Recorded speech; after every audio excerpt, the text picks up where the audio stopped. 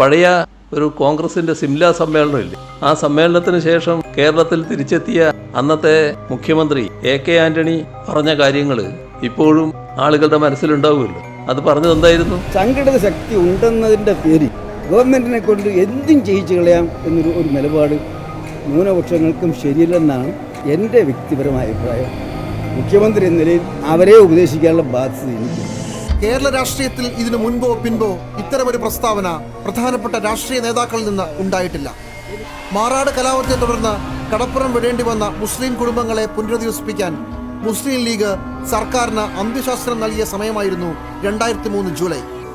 കോൺഗ്രസിന്റെ സിംല സമ്മേളനം കഴിഞ്ഞ് തിരുവനന്തപുരത്ത് വിമാനമിറങ്ങിയ AK ആന്റണി പക്ഷേ സംഘടിച്ച് സമ്മർദ്ദം ചെലുത്തിയാൽ എന്തും നേടാമെന്ന ചിന്ത ന്യൂനപക്ഷങ്ങൾക്ക് വേണ്ടെന്ന് തുറന്നടിച്ചു.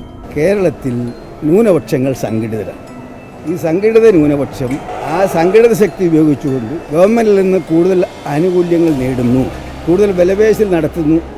ഇതിൻ്റെ ഒരു കൂട്ടത്തിലാണ് പല രാഷ്ട്രീയമായിട്ടുള്ള പല ശക്തികളുടെ മുതലെടുപ്പുകൾ. സംഘടിത ശക്തി ഉണ്ടെന്നതിൻ്റെ പേരിൽ കേരളത്തിൽ രാഷ്ട്രീയ രംഗത്തും ഭരണരംഗത്തും കേരള സമൂഹത്തിലും കൂടുതൽ സ്വാധീനം ചെലുത്തുന്ന ന്യൂനപക്ഷങ്ങളാണ്. ആ സത്യം കാണുന്നിടത്താണ് ഞാൻ. ന്യൂനപക്ഷ നേതാക്കന്മാർ കുറച്ചുകൂടെ യാഥാർത്ഥ്യബോധം കാണിക്കണം, കുറച്ചുകൂടെ സംയമനം കാണിക്കണമെന്ന് പറയുന്നത്. അതിനെ സോഫ്റ്റ് ഹിന്ദുത്വമെന്നോ ഒക്കെ പറഞ്ഞ് ആക്ഷേപിച്ചാൽ പറഞ്ഞാൽ ഞാൻ സത്യം പറയുള്ളൂ, പറയാൻ മിണ്ടാതിരിക്കാൻ വേണമെങ്കിൽ. അതിനെ സോഫ്റ്റ് എന്നോ ഹാർഡ് എന്നോ പറഞ്ഞാൽ അങ്ങനെയൊന്നും ഒരു തൊട്ടാവാടിയൊന്നും അല്ല.